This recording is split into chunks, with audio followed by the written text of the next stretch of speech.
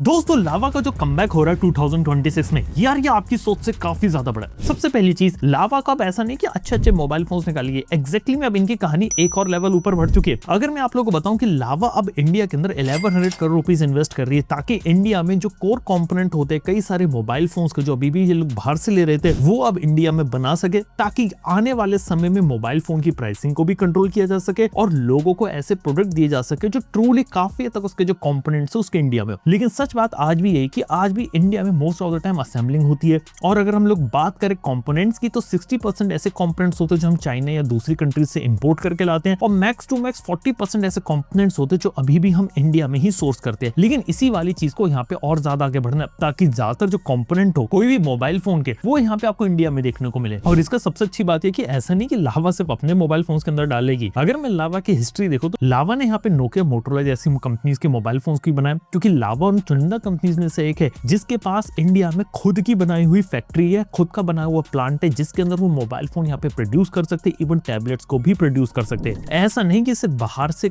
एक सामान लेकर आ रहे हैं उसके ऊपर अपना लोगो लाके चिपका रहे हैं, ये ऑलरेडी उससे काफी ज्यादा आगे बढ़ चुके हैं। और यही एक one of the core reason है जिसकी वजह से लावा उन चुनिंदा ब्रांड्स में से एक है जो आज भी मार्केट में यहाँ पर टिका हुआ है इतने सालों के चाइनीज कॉम्पिटिशन के बाद। लेकिन अगर हम लोग बात करें तो लावा ऐसा यहाँ पे क्या कर रहा है, सबसे पहले तो यहाँ पर वो एक्सपेंशन करना है कंपोनेंट मैन्युफैक्चरिंग के अंदर, जिसके अंदर आने वाले 5 साल में 1100 करोड़ रुपीस इन्वेस्ट करेगा। इसके अलावा लावा इन्वेस्ट कर रहा है अपने प्लांट्स के अंदर और पहली फैसिलिटीज भी उसने क्रिएट कर चुकी है जिसके अंदर वो ऑलरेडी अपने कई सारे कंपोनेंट्स को यहाँ पे बनाएगा, जिसके अंदर उसके डिस्प्ले मॉड्यूल्स होंगे, यहाँ तक कि कैमरा मॉड्यूल्स जो रहते हैं आज के समय में बाहर से लाए जाते हैं उनको बनाएगा, प्रिंटेड सर्किट बोर्ड्स को बनाएगा, even multi layer printed circuit board जो एडवांस मदरबोर्ड लेयर्स होती है उनको भी बनाएगा, और जो स्मार्टफोन का जो इंक्लोजर होता है वो भी यहाँ पर बनाएगा। यानी कई सारी चीजें की जो मैन्युफैक्चरिंग होगी वो इन हाउस और इंडिया के अंदर की जाएगी। और यहाँ तक बोला गया है कि लोकली चार्जर्स को प्रोड्यूस करेंगे जिससे 20% तक जो कॉस्ट होती है वो यहाँ पे रिड्यूस हो जाएगी। और इसके साथ ही लावा का प्लान है धीरे धीरे ट्रू वायरलेस वाला जो मार्केट रहता है वहां पर भी कूदना और TWS वाले प्रोडक्ट्स को भी इंडिया में बनाना, ताकि लोगों को एक अच्छा क्वालिटी का प्रोडक्ट इंडिया से ही डिलीवर किया जा सके। और इसकी एक अच्छी बात यहाँ पर यह है लावा के साथ कि यहाँ पे इंडिया के अंदर जो मैन्युफैक्चरिंग स्पेस रहता है ना उसके अंदर तेजी से कूद के प्रोडक्ट्स को डिजाइन करना और डेवलप करना, क्योंकि लावा की बात कर तो 2015 से ही उन्होंने यहाँ पे इंडिया के अंदर डिजाइन सेंटर ओपन कर दिया था ताकि मोबाइल फोन को डिजाइनिंग वगैरह कैसे की जाए। इवन ये भी कंफर्म किया है उन्होंने कि यहाँ पे उन्होंने अपने इंजीनियर्स को चाइना भेजा था ताकि वो चाइना में जाके मोबाइल फोन की डिजाइनिंग कैसे होती है पहले चाइनीज टीम के साथ सीख कर आए और फिर उन्हीं चीजों को इंडिया में आके लोगों को सिखाए ताकि मोबाइल फोन को इंडिया में भी डिजाइन किया जा सके और इंडिया के लोगों को वैसा प्रोडक्ट दिया जा सके जैसा यहाँ की कंडीशंस और लोगों के लिए काफी ज्यादा सूटेबल हो। और यही चीज ने लावा को पिछले कुछ सालों में काफी ज्यादा अलग बनाया, और पिछले कुछ सालों में जो लावा है वो धीरे धीरे काफी तेजी से यहाँ पे ग्रो कर रहा है। लेकिन अभी भी देखा जाए तो लावा के लिए जो रेस है वो काफी ज्यादा लंबी है, लेकिन धीरे धीरे मार्केट में तो यहाँ पे टिका हुआ है। और दिख कैसा लगता है अगर धीरे धीरे कोर कंपोनेंट्स वगैरह इंडिया के अंदर लोग बनाएंगे तो यहाँ पे चीजें और ज्यादा अच्छी हो सकती है। लेकिन बात करी जाए तो इंडिया का जो स्मार्टफोन का स्पेस होता है वो अभी भी सिर्फ शुरू हुआ है, क्योंकि कहानी तो अब और ज्यादा इंटरेस्टिंग होने वाली है। जैसे की बात कर तो लावा के बाद एक और कंपनी थी माइक्रोमैक्स। हालांकि माइक्रोमैक्स जैसी कंपनी कोई मोबाइल फोन तो नहीं आने वाला, लेकिन उनकी मैन्युफैक्चरिंग आर्म है भागवती,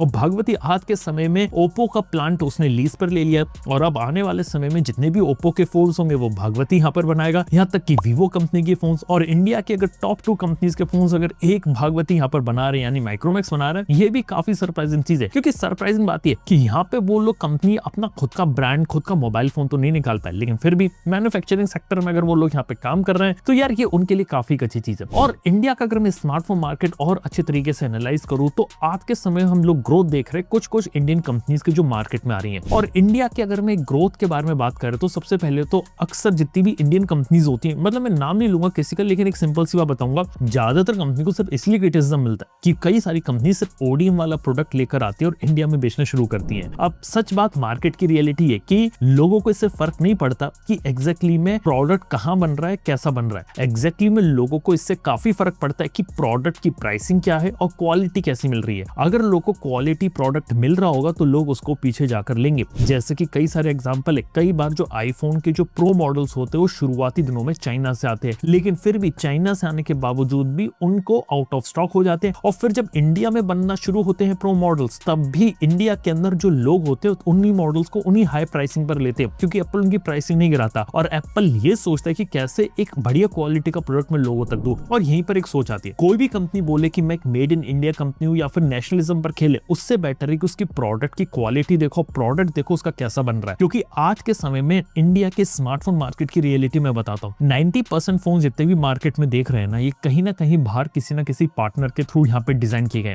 अगर हम बात करें मार्केट में Xiaomi के फोन्स, Realme के फोन्स, Vivo के फोन्स, Oppo के फोन्स, Motorola के फोन्स, ये मार्केट में इन कंपनीज के फोन्स काफी ज्यादा पॉपुलर है। लेकिन फिर भी मेजोरिटी फोन जो मार्केट में इनके बिकते हैं, कोई ना कोई ODM इनके लिए हार्डवेयर को डिजाइन करता है और उसके बाद उसका डिजाइन इंडिया के अंदर लेकर आया जाता है और फिर इनकी मैन्युफैक्चरिंग शुरू होती है। और ये कुछ कंपनीज बस अपना जो सॉफ्टवेयर होता है उसके ऊपर यहाँ पे काम करती है। और ये प्रोसेस आज के समय में सिर्फ इसलिए फॉलो की जा रही क्योंकि खुद ग्राउंड से अगर मोबाइल फोन बनाने जाएंगे तो कीमत थोड़ी ज्यादा हो सकती है, इसलिए किसी चाइनीज ODM पार्टनर को यहाँ पर देखा जाए। और इसी वजह से अगर हम लोग बात करें, जैसे इंडियन कंपनी की बात करें भागवती, तो उसने चाइनीज ODM हुआकिन के साथ टाई अप कर रखा है ताकि इंडिया में वो टेक्नोलॉजीज को लेकर आया जा सके, जिस कारण से यहाँ पे इंडिया के अंदर वो मैन्युफैक्चरिंग और प्रोसेस को इंटीग्रेट किया जाए जिससे ये लोग फोन बना पाए जिस तरीके के फोन ओप्पो या वीवो यहाँ पर चाहते हैं। तो ये एक बात है। हालांकि यहाँ पर भी एक छोटा सा ट्विस्ट है, चाइनीज गवर्नमेंट यहाँ पे अब ये कोशिश कर रही है कि जो स्पेशलाइज्ड मशीनरी जो इलेक्ट्रॉनिक मैन्युफैक्चरिंग में यूज की जाती है उसका जो एक्सपोर्ट होता है चाइना के बाहर वो बंद करे, यानी कि जो मशीनरी रहेंगी वो जो एक्सपोर्ट होकर चाइना से निकल के इंडिया में सेटअप कर रहे थे वो सारी चीजें अब धीरे धीरे कम हो सकती है। हालांकि देखा जाए तो उसमें अपॉर्चुनिटी भी है। अब इंडियन कंपनीज या इंडियन स्टार्टअप्स या कोई भी स्मार्टफोन स्पेस में कूदना चाहते इन मशीनरीज को इंडिया में डिजाइन कर सकता है जो कि हाई प्रिसीजन वाली होंगी, जिसका यूज स्मार्टफोन मैन्युफैक्चरिंग में किया जा सके। अब इसको रिवर्स इंजीनियर करके लाओ, कैसे भी लाओ, लेकिन एक अच्छी अपॉर्चुनिटी यहाँ पर क्रिएट की जा सकती है। क्योंकि आज भी देखा जाए तो भले ही इंडिया में मैन्युफैक्चरिंग धीरे धीरे सेटअप हो रही है, लेकिन फिर भी जो बैक एंड में कंपोनेंट और मशीनरी रहती है वो यहाँ पे चाइना या बाहर से ऑपरेट करके लाई जा रही थी, तो वो भी एक चीज रह सकती है आने वाली फ्यूचर में। इसके साथ ही बात करें तो अगर मैं स्मार्टफोन स्पेस की बात करूं तो ODM वाला पार्ट तो आपको पता है कि कैसे बाहर की कंपनी यहाँ पे फोन को यहाँ पे डिजाइन करती है, लेकिन इसके साथ ही जॉइंट डेवलपमेंट मैन्युफैक्चरिंग के बारे में मैंने आपको बताया था, जिसके अंदर JDM होता है। एक कंपनी के लोग बाहर जाते हैं चाइना के अंदर और वहां पे जाके कंपनी के साथ मोबाइल फोन को डिजाइन करते हैं और उसके बाद सारा जो राइट होता है अपने पास ले लेते हैं और उसके बाद उस फोन की जो मैन्युफैक्चरिंग होती है वो इंडिया में यहाँ पे शुरू करते हैं। इसके साथ ही इलेक्ट्रॉनिक मैन्युफैक्चरिंग सर्विस होती है EMS, जिसका यूज आज के समय में one of the best example है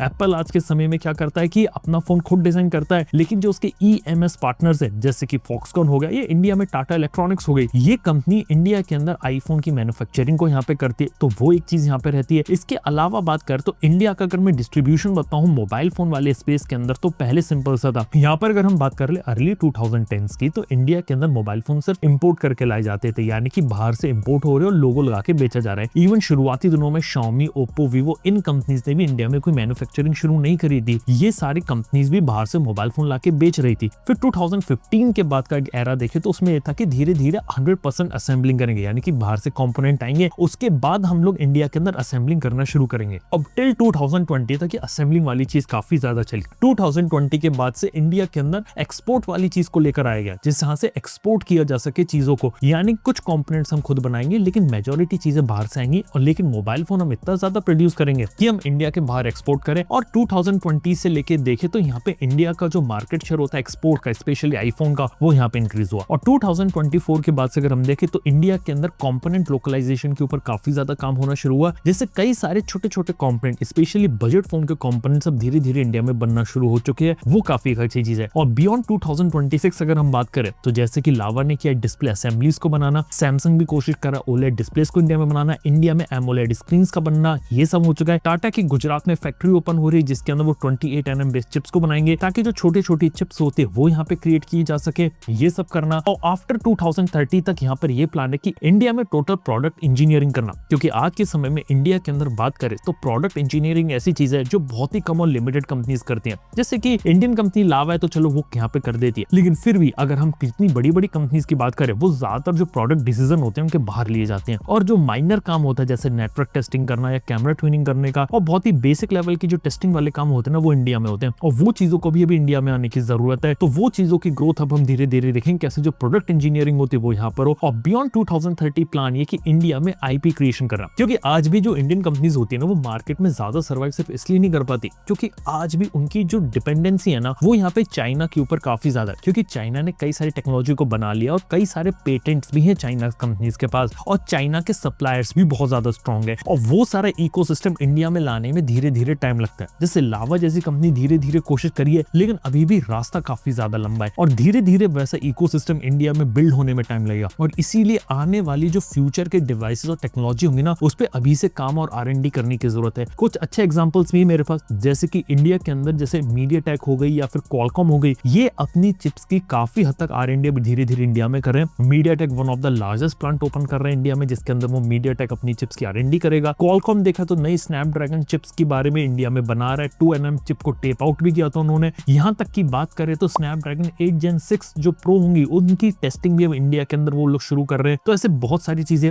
नेटवर्क रिलेटेड चीजें शुरू कर रहे हैं, ताकि इंडिया के हिसाब से हम जो नेटवर्किंग के जो पेटेंट्स होते हैं वो फाइल कर सके। और इंडिया का जो कंट्रीब्यूशन जो 4G 5G में बहुत ही ज्यादा मतलब बिल्कुल ही नील था ना, तो 6G के अंदर हम काफी ज्यादा पेटेंट्स फाइल करने की भी कोशिश कर रहे हैं, ताकि इंडिया अब जब 2030 बियॉन्ड में जब नई टेक्नोलॉजीज आएंगी तो उसके लिए कम से कम हम लोग यहाँ पे रेडी रहे। वरना हमेशा हमारी यही आदत होती थी पहले कि हम लोग दूसरी कंट्रीज पे ज्यादा डिपेंड करते थे। अब इस चीज की डिपेंडेंसी को कम करना, हाँ अक्सर जो क्रिटिसिज्म मिलता है इंडिया में असेंबलिंग को लेके काफी ज्यादा मिलता है, जो बिल्कुल ही फेयर चीज है, लेकिन ये बात समझने की जरूरत है आज भी कि इंडिया में हम टेक्निकली सारी चीजें अभी भी नहीं बना सकते, और पूरी दुनिया में कोई भी कंट्री अभी ऐसी नहीं है जो सारी की सारी चीजें खुद भी बना ले। इतने सालों के बाद इंडिया के अंदर चिप्स बनना शुरू होंगी। इवन टाटा जैसी कंपनी ASML कंपनी के साथ एग्रीमेंट साइन कर रही ताकि उनकी मशीन्स को इंडिया में लेके चिप्स बनाई जाए। तो ये भी चीजें अच्छी हो रही है। और अगर हम लोग बात करें इंडिया के स्मार्टफोन ब्रांड्स की, तो हाँ आज के समय में इंडिया में जो शिफ्ट देख रहा हूँ वो देख रहा हूँ मैन्युफैक्चरिंग स्पेस में, ताकि बैक एंड में जो कंपनीज है ये खुद के लिए भी फोन बना पाए और दूसरी कंपनीज के लिए भी। जैसे लावा जैसी कंपनी अगर ये मल्टीपल कंपोनेंट्स को खुद बनाएंगे तो लावा के लिए बैक एंड में स्ट्रॉन्ग बात इसलिए भी रहेगी ताकि दूसरी कंपनीज को भी प्रोडक्ट प्रोवाइड कर पाए। और जो चाइनीज कंपनीज भी अपने फोन लगा रही है उनके अंदर भी जो मेजोरिटी कंपोनेंट होंगे ना फिर किसी इंडियन कंपनी होंगे, तो ये भी एक अच्छी बात है। और अगर हम लोग बात करें इंडियन कंपनीज की, तो ज्यादातर कंपनीज को ना आज के समय में थोड़ा सोचने की जरूरत है, ताकि वो अपने प्रोडक्ट्स को इस तरीके से बनाए ताकि लोगों को अच्छी से अच्छी वैल्यू फॉर मनी मिले। और इंडिया के कंज्यूमर इतना ज्यादा स्मार्ट है आज के समय में कि उसको इससे फर्क नहीं पड़ता कि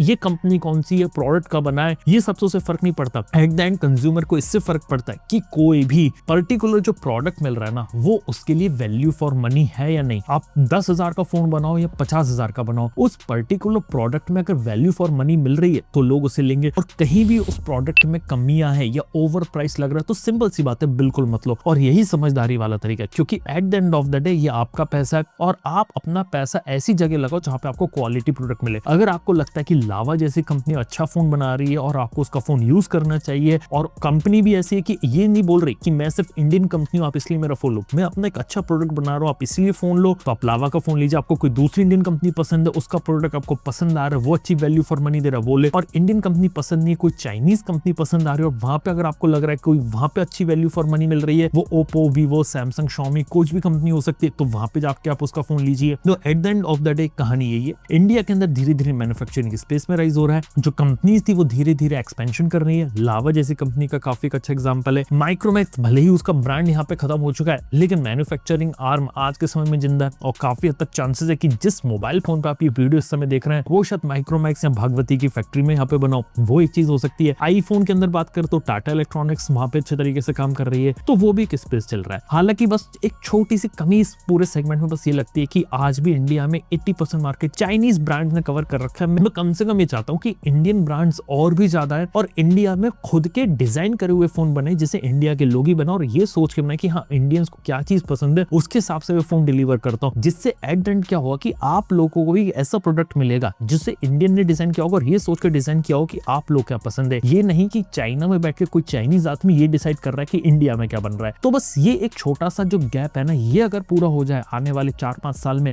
तो काफी बड़ी चीज होगी। लेकिन हाँ स्मार्टफोन स्पेस में कई सारी चीजें चल रही है, लावा का एक नया कमबैक भी देखने को मिल रहा है और ढेर सारी चीजें हो रही है। बाय द वे सारी इन्फॉर्मेशन कैसी लगी आपको और आप लोग इस बारे में क्या ओपिनियन है नीचे आप कमेंट में बता सकते हैं। थैंक यू बने रहने के लिए। मैं आपसे मिलता हूं अपने नेक्स्ट वीडियो के अंदर। Good bye.